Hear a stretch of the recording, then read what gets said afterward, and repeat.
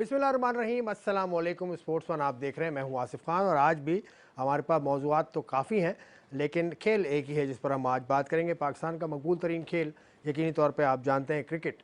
एक ऐसा खेल है जो पाकिस्तान में तकरीबन 70% अफराद देखना भी चाहते हैं और उसके बारे में बात भी करते हैं। सोशल मीडिया का आजकल दौर है तो उस पर आप देख रहे हैं कि किस तरह से मामला चल रहे हैं। आज के मेरे प्रोग्राम के जो मेहमान हैं वो बहुत बड़ी शख्सियत है पाकिस्तान क्रिकेट में, उनका बहुत नाम है। पाकिस्तान के लिए टेस्ट मैच खेले, पाकिस्तान के लिए वनडे खेले, पाकिस्तान की टेस्ट टीम की, वनडे टीम की कप्तानी भी की। उसके बाद आ गए तज्ज़ियाकारी में और पीटीवी के साथ तकरीबन 10 बरस से ज़्यादा हो चुका है।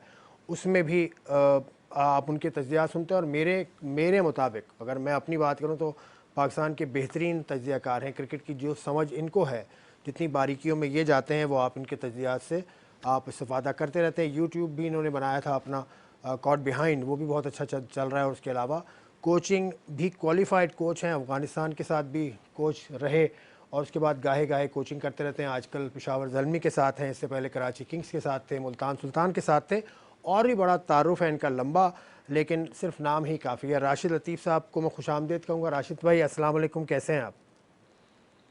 वालेकुम अस्सलाम। आसिफ भाई कैसे हैं? खैरियत से हैं? बड़े दिनों बाद याद फरमाया आपने। नहीं नहीं, आप असल में आप किसी मुआहदे की कैद में थे शायद कि टीवी पर आप आ नहीं हूँ, सकते थे। तो अभी भी हूँ बस समझे 48 घंटे की छूट मिली थी। वो शायद आपका आखिरी या कल आखिरी शो कोई हो, अदरवाइज मुश्किल है क्योंकि पीटीवी का भी अफगानिस्तान सीरीज शुरू हो रही है, फिर एशिया कप, फिर वर्ल्ड कप, तो फिर मुश्किल हो जाता है। तो शहर कायद में आप आए भी, कुछ दिनों पहले आप आए थे पेशावर ज़ल्मी के साथ।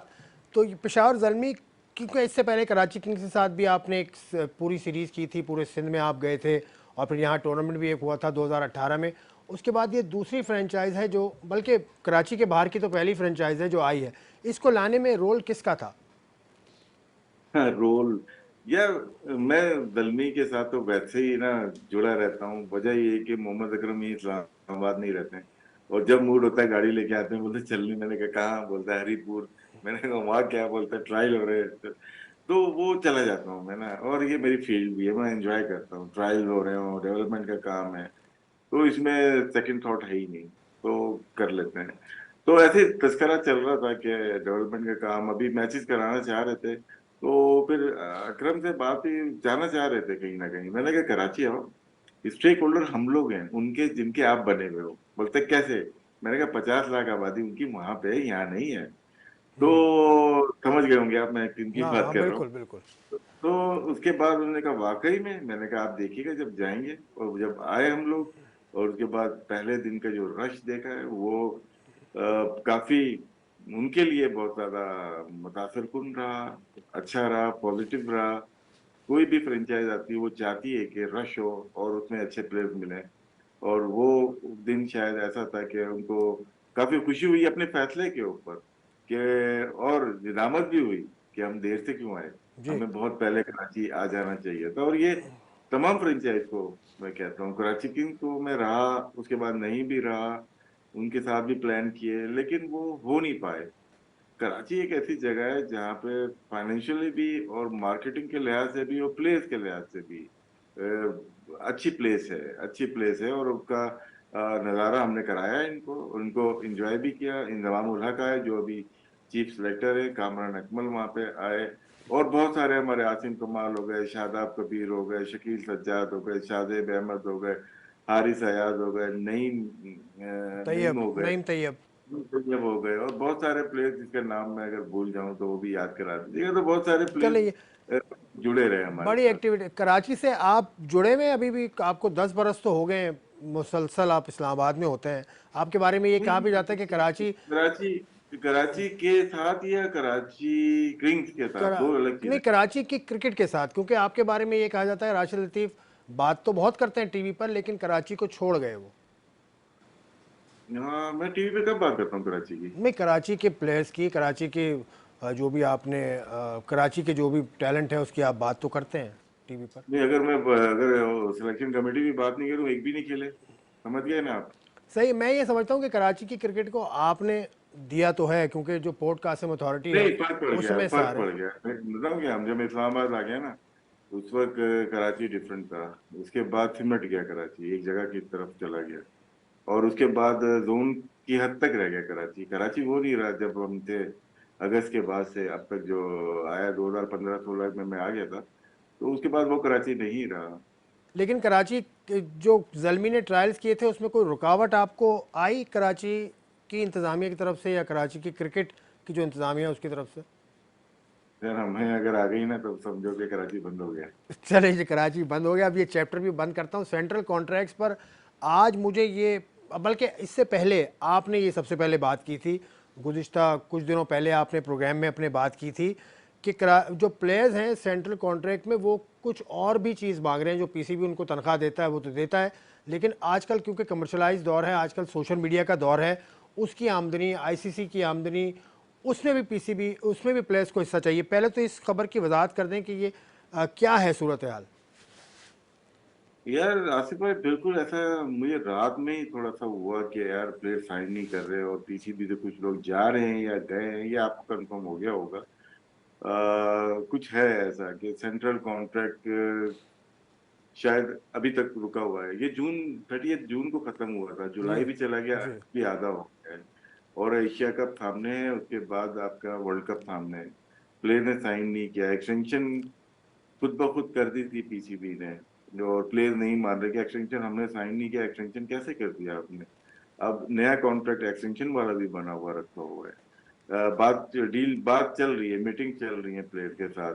और अभी तक इस पे पहुंचेंगे। प्लेयर ने कहा ठीक है, हम वैसे ही खेल लेंगे। अगर प्लेयर पीसीबी नहीं चाह रहा कि वो हमारे मुतालबात या जो चीज हम चाह रहे हैं वो नहीं चाह रहा, हम ये नहीं मना करेंगे। हम वो जैसे रिवॉल्ट नहीं कर लेते वो नहीं करेंगे, हम खेलेंगे अपने मुल्क के लिए, लेकिन बगैर कॉन्ट्रैक्ट के खेलेंगे। उसमें कोई और नहीं, लेकिन हमें जायज अपने हुकूक दिए जाएं, चाहे वो आईसीसी की शेयरिंग हो, चाहे वो दूसरे कमर्शियल राइट्स की शेयरिंग हो। तो उस पे वो उनकी बातचीत चल रही है। उन्होंने पूरा होमवर्क किया हुआ है, पाकिस्तान टीम के प्लेयर्स ने किया हुआ है। मतलब होमवर्क किया हुआ है, ये आपकी इत्तला है। ये ठीक उनके मुतालबा है आप समझते हैं आज के दौर को नज़र में रखते हुए, जहाँ सोशल मीडिया का इतना ज़्यादा किरदार है? देखें, कोई सोच समझ के किया होगा। ये लास्ट ईयर ही किया था सेंट्रल कॉन्ट्रैक्ट से पहले। और 2021 में या 22 में गालिबन ये कॉन्ट्रैक्ट हुआ था। वो भी लेट हुआ था। तो इन्होंने कहा था कि हम करते हैं, बात करते हैं, आप साइन करते हैं, हम 2 महीने के बाद आपके साथ दोबारा बैठेंगे। वो लड़कों ने साइन कर दिया, प्लेयर्स ने साइन कर दिया, लेकिन वो 2 महीने अभी तक हुए ही नहीं। अभी भी यही क्या है कि आप लोग कर दें, हम एशिया कप के बाद बैठते हैं। मेरे ख्याल से अगर साइन कर देंगे तो ये एशिया कप के बाद नहीं बैठेंगे, तो ये जहाज पे ही बैठेंगे। मतलब फिर वर्ल्ड कप में एक डामाडोल सिचुएशन हो जाएगी, ये कह रहे हैं नहीं आप? नहीं नहीं, प्लेयर तो खेलेंगे ना। प्लेयर ने तो बोल दिया है, प्लेयर की तरफ से अच्छा। कोई आर नहीं।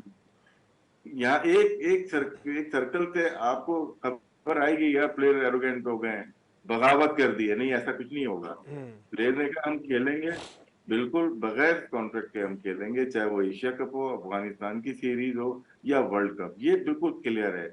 और निगोशिएशन के लिए भी प्लेयर तैयार है, टेबल पे बैठने के लिए तैयार हैं। और जो भी होगी तो उसमें बेहतरी होगी पाकिस्तान क्रिकेट की। प्लेयर सारे तो नहीं बैठेंगे, कोई ना कोई इनका लीडर होगा।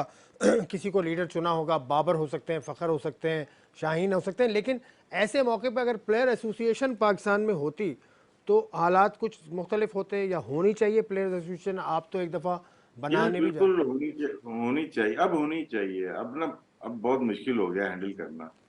क्योंकि हम ऑस्ट्रेलियन का देखते हैं, फीका को देखते हैं, या इंग्लैंड को देखते हैं। इंडिया, पाकिस्तान और एक आध और कंट्री है जिनके पास प्लेयर एसोसिएशन नहीं है। बांग्लादेश में और भी है प्लेयर एसोसिएशन, बांग्लादेश की जी ही है। जी जी, तो आप अंदाजा लगा सकते हैं कितनी सख्त जरूरत है। फीका बहुत अच्छे कमर्शियल वेन्यू वेंचर लेके आती है प्लेयर्स के लिए। वो अपने बोर्ड से बात करती है, तमाम बोर्ड से बात करती है। और फिर आईसीसी को भी बताती है कि ये आपने जो साइन किया हुआ है, ये इस तरह से हो सकता है। फिर वो निगोशिएशन करते हैं, फिर फर्क पड़ जाता है। तो वो फिर प्लेयर्स एसोसिएशन के साथ भी बीच में हुआ था, बात चली थी, लेकिन वो बन नहीं सकी। लेकिन मेरे ख्याल से पीसीबी को भी चाहिए कि एक ऐसी बॉडी रखे सामने, प्लेयर्स एसोसिएशन की, जो कि डील करें तमाम जितने भी निगोशिएशन हो, चाहे टीवी राइट्स की डील हो, चाहे आपकी ब्रॉडकास्टिंग की हो, कमर्शियल डील हो, आईसीसी की डील हो, उसमें उनका नुमाइंदा बैठता है जैसे पहले बैठा करता था। क्योंकि मैं शायद सबसे पुराना हूँ जो इस बातों के ऊपर बिलीव करता हूँ और मीटिंग में शामिल रहा, जो कि फीका के टीम में थे, अभी भी शायद वही हैं। ने टीम उन्होंने में, बहुत हाँ। अच्छे हाँ। तरीके से ब्रीफ किया था और बहुत आगे तक बात चली गई थी। फिर जब मैं निगोशिएशन के ऊपर आया पाकिस्तान क्रिकेट बोर्ड में जाकिर खान और सुबहान के साथ, तो उन्होंने सरेंडर कर दिया। वो बस वो एक दिन था ऐसा कि जहाँ पे मैं समझता था कि बोर्ड के पैरेलल दूसरा बोर्ड थोड़ी खड़ा खड़ा हम्म। होता। फिर बाद में सुना है मैंने मिसबाह उल हक और यूनुस खान ने भी टीम में की थ्रू शुरू किया था, वो भी नहीं हुआ। अब तीसरी या चौथी अटेम्प्ट हुई है, जो कि लास्ट ईयर शायद की गई है, वो भी शायद पूरी नहीं हुई। लेकिन अब इस वर्ल्ड कप के बाद या एशिया कप के बाद या जरूरत हो गई है कि प्लेयर्स की एसोसिएशन होनी चाहिए, वो डील करे पाकिस्तान क्रिकेट बोर्ड से प्लेयर के बिहाफ पे। चलें, ठीक है, मजीद बात करूंगा। राशिद लतीफ़ साहब मेरे साथ मौजूद हैं, पाकिस्तान के साबिक कप्तान। राशिद लतीफ़ साहब गाहे गाहे क्रिकेट बोर्ड के करीब आते हैं, लेकिन क्रिकेट बोर्ड में कोई ओहदा नहीं लिया इन्होंने अभी तक। ये क्या वजह है? इस ब्रेक के बाद हम इस पर बात करेंगे।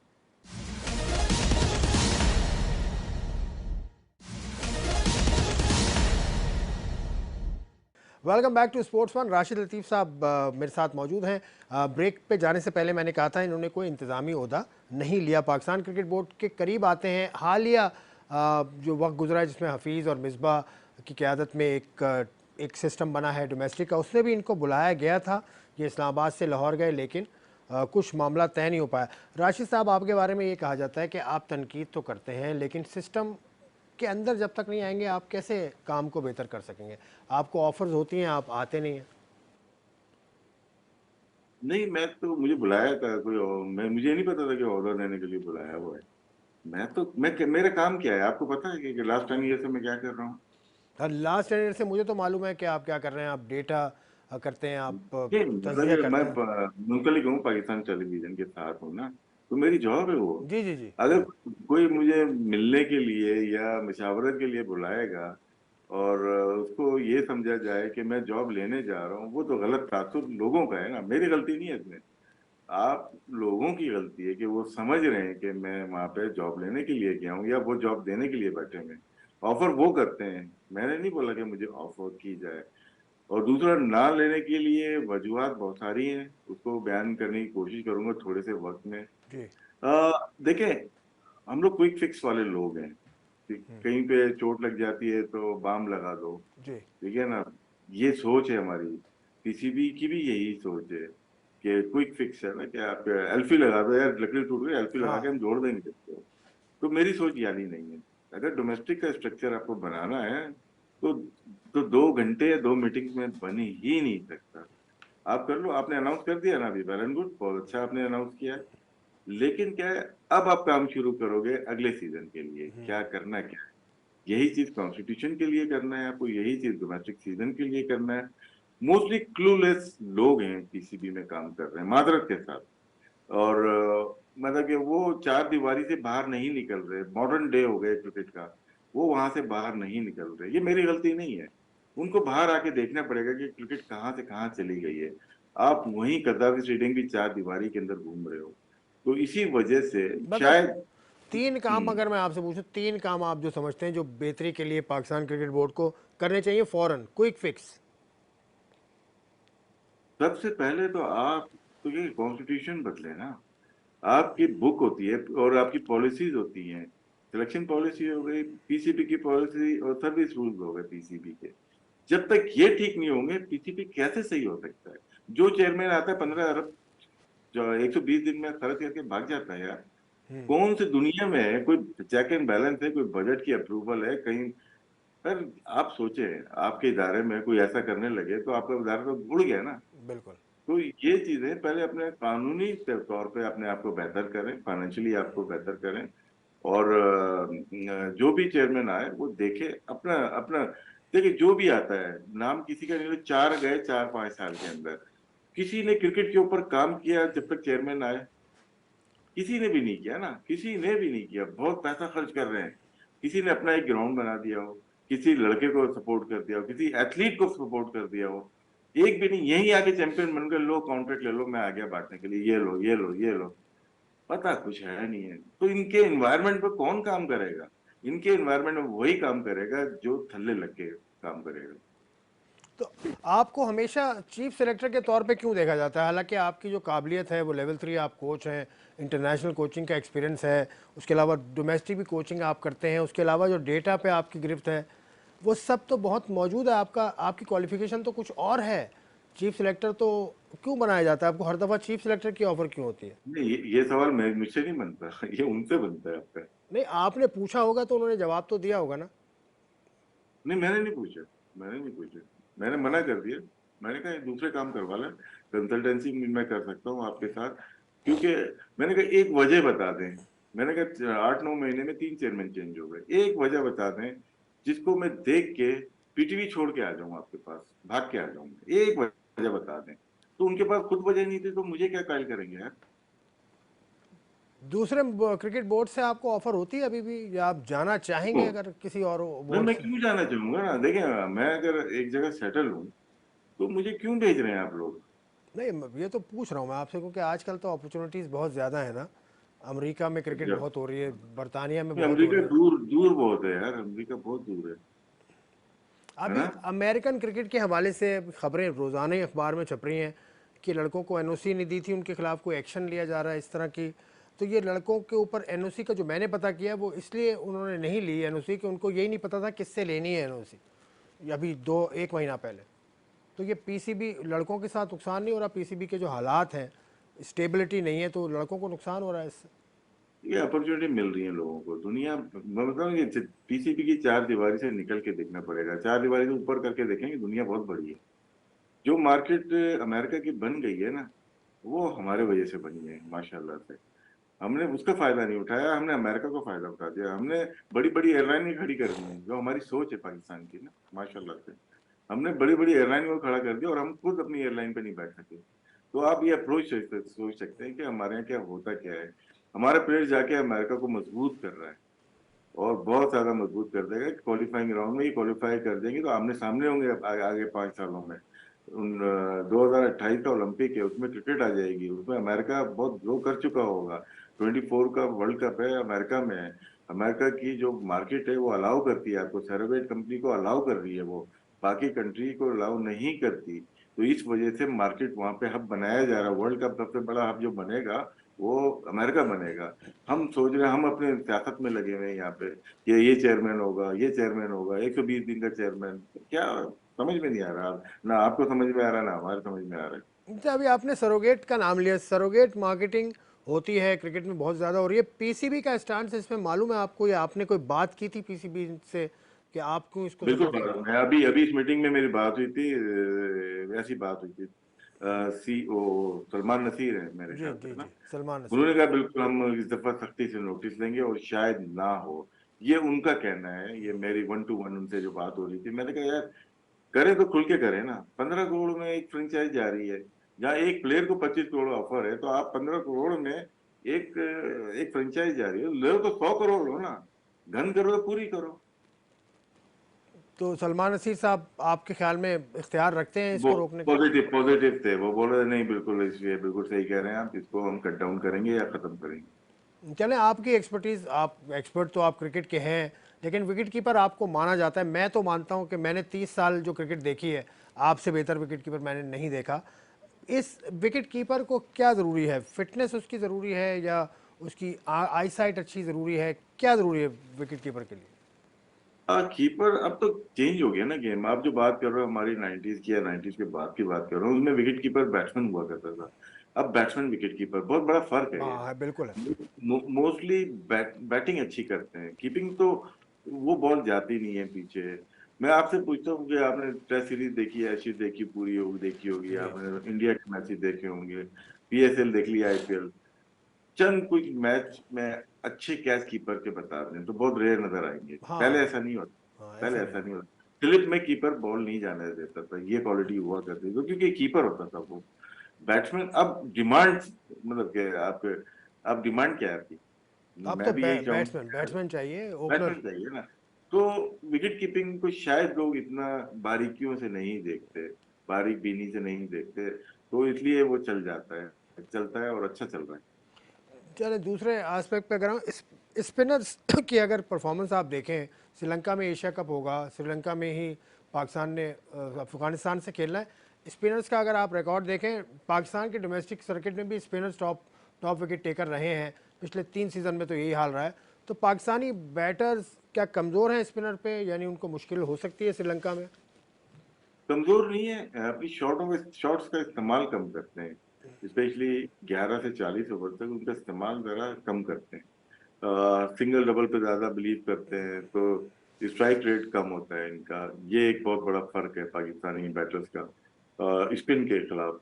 और 140 प्लस पेस पे भी कुछ बैट्समैन बहुत अच्छा नहीं खेल पाते, स्ट्राइक रेट लो हो जाता है उनका 75। कुछ प्लेयर का, फखर जमान का 90 के प्लस चला जाता है, लेकिन कुछ का 70 से नीचे आ जाता है, 70 तक आ जाता है, जिसका कंसर्न रहेगा सिर्फ स्पिन नहीं, पेस का भी मिडिल ओवर में। माजरत। जी हाँ, मौसम वहाँ भी ख़राब है लगता है इस्लामाबाद में, मेरा भी गला ख़राब है। अरे मैं 2 दिन से सिर्फ बोल रहा हूँ। अच्छा। चलिए एक ब्रेक देता हूँ आपको, ब्रेक लें, उसके बाद आते हैं, मज़ीद 2-4 बातें और भी करनी है। राशिद साहब हमारे साथ हैं, टेक अ ब्रेक।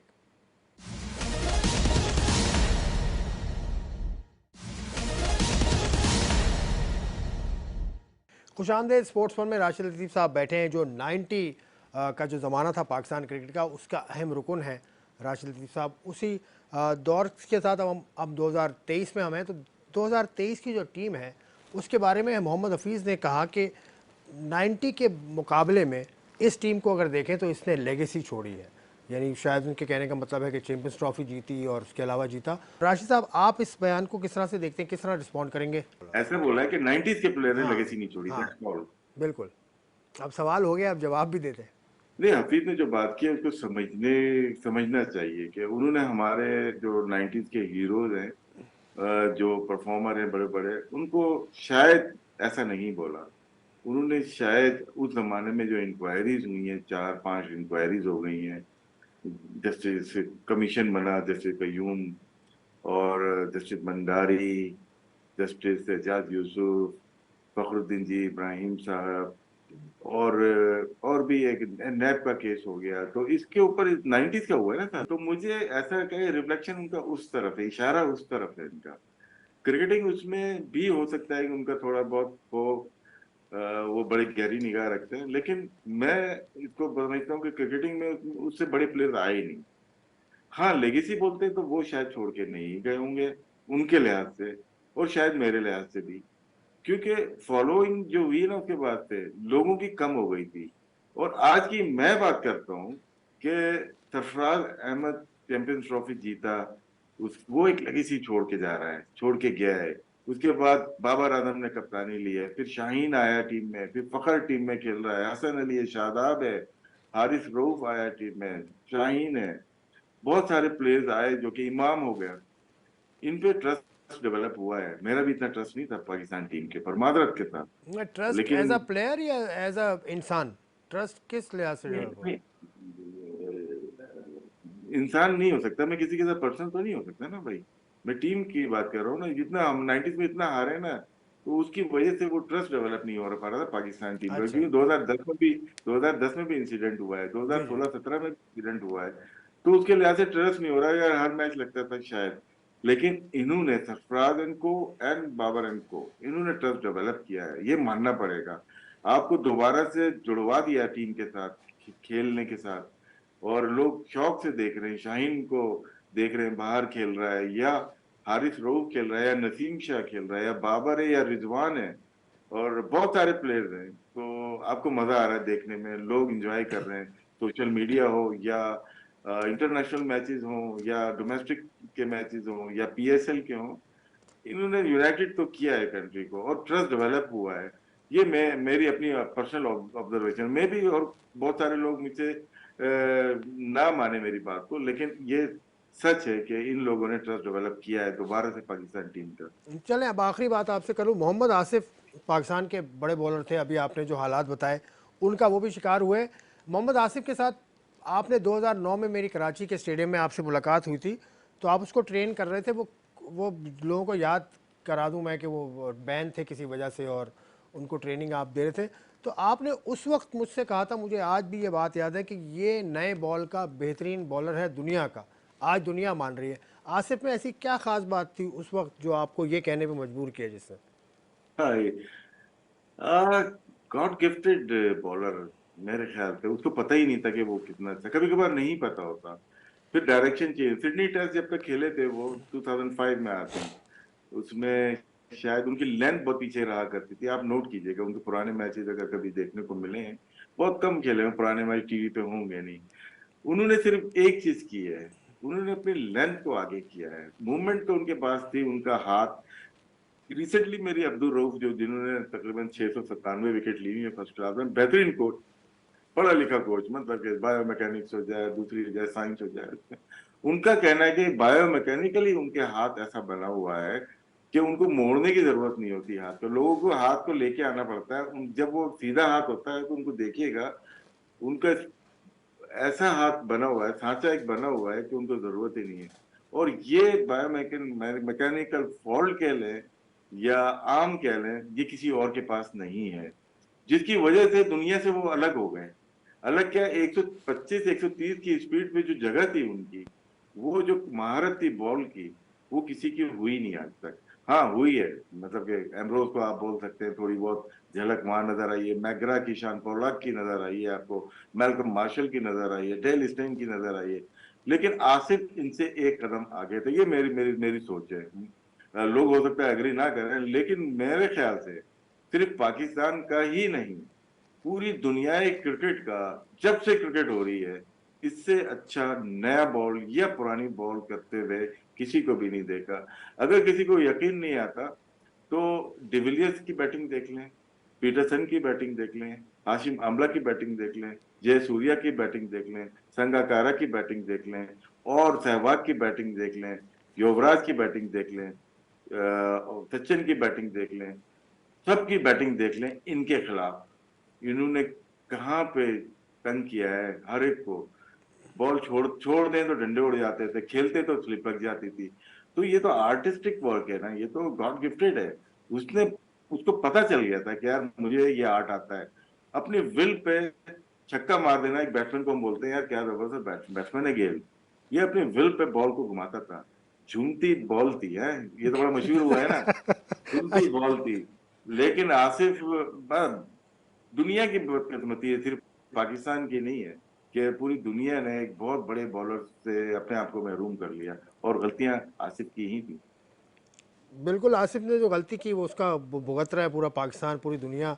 लेकिन ये गलतियां अब दोबारा हो सकती हैं? ऐसा कुछ सेटअप, ये जो लीग्स हैं, ये जो सैरोगेट मार्केटिंग है, बस ये दोबारा आपको लगता है हो सकती हैं? क्या तो क्या, जिन लोगों से आप रोकते थे, सबकी बात नहीं कर रहा, लोग मेरे ऊपर आ जाते हैं, जिन लोगों से आई से एंटी करप्शन रोकती थी कि यार इनसे मत मिलना, इनसे मत मिलना, पाकिस्तान की बात नहीं कर रहा, पाकिस्तान से बाहर, वो तो फ्रेंचाइज चला रहे हैं, और इनके पास नहीं जाना, उनके पास नहीं जाना, वो आपके स्पॉन्सर है।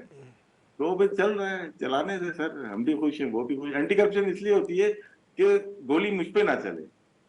जैसे आप भी टीवी पे ना एक वो दे देते हैं, तहफुजात लिख देते हैं कि जो कंटेंट है ना इनका अपना है, ठीक और है ना, ये हमारा कोई ये भी आपको, ताल्लुक। ये भी आपको याद कराऊं, 2003 में आप वो पहले शख्स हैं जिसकी वजह से टीवी ने लिखना शुरू किया था। 2030 इंडस न्यूज़, आपने कुछ 2003 चार आपको याद चार है? चार तो आप चार पॉइनियर हैं चार उस सवाल है। आप थे, सिकंदर बख्श साहब थे और इकबाल बेग पहला साहब थे।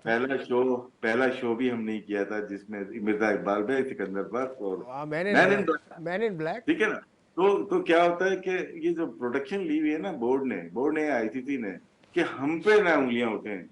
हमने एंटी करप्शन को हैवी अमाउंट में पैसा दिया हुआ है, तो उनके ऊपर करे। तो आप समझ सकते हो कि कितना गहरा चले, गेम है। आखिरी सवाल कर रहा हूँ, छोटा सा सवाल है। अगर आप एंटी करप्शन के लिए फिर आप अपने आप को मौजूद समझते हैं पीसीबी में? अपनी अपनी अपनी अपनी अपने करप्शन का हिस्सा थोड़ी बनना चाहूंगा। अच्छा, आपके ख्याल में करप्शन को सपोर्ट करती है एंटी करप्शन? एंटी करप्शन का हिस्सा नहीं बनना चाहूंगा सर। एंटी करप्शन का हिस्सा नहीं बनना चाहेंगे। चलो राशिद भाई, बहुत अच्छे, बहुत ज़्यादा आपने खुल के बात की, बहुत अच्छा लगा। बहुत सारे मौज़ूआत पे बात हुई, पाकिस्तान क्रिकेट का मामला हो, एडवर्टाइजिंग का मामला हो, सेंट्रल कॉन्ट्रैक्ट्स हो, हफीज़ ने एक स्टेटमेंट दिया उस पर बात की, और मोहम्मद आसिफ के बारे में राशिद लतीफ़ साहब के ख्यालात, और पेशावर ज़ल्मी ने जो यहाँ पर कराची में आई, पेशावर ज़ल्मी, उसका क्या मकसद था और क्या आगे उसका प्रोग्राम है आगे। तो राशिद लतीफ़ साहब की बातें आपने सुनी, आपको पसंद आया हो तो आप यूट्यूब जो हमारा सेगमेंट है उसमें कमेंट ज़रूर कीजिएगा। आपका देखने का शुक्रिया। खुदा हाफिज़।